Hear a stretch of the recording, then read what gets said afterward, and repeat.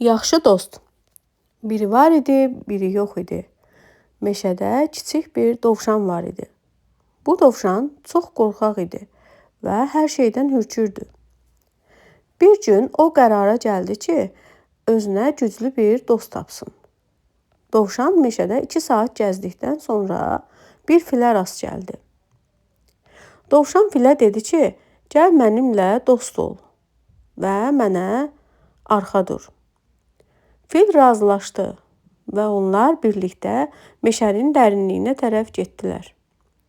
Yolun kənarında bir ayı və bir canavar gördülər. Amma dovşan artıq qorxmurdu. Çünki onun yanında nəhəng bir fil var idi. Onlar 3 gün birlikdə gəzib meyvə topladılar. Dovşan özünü çox güclü hiss edirdi. Birdən qarşılarına ac bir şir çıxdı. Şir nərildəyəndə fil qorxub dərhal qaçıb gizləndi. Dovşan tək qaldı və cəld bir kolun altına girdi.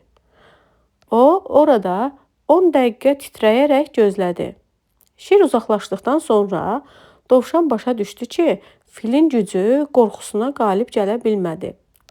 O, yola davam etdi və bir kirpiyə rast gəldi. Kirpi balaca olsa da heç nədən qorxmurdu. O, dovşana dedi ki, ən yaxşı dayaq insanın öz cəsarətidir. Dovşan bu sözlərdən sonra daha heç kəsdən qorxmadı. O, özünə inanmağı öyrəndi. İndi meşənin hər yerində tək gedirdi. Bütün heyvanlar dovşanın cəsarətinə heyran qalmışdılar. O, hər gün 2 saat idman edib daha da gücləndi. Meşədə sülh və dostluq bərqərar oldu.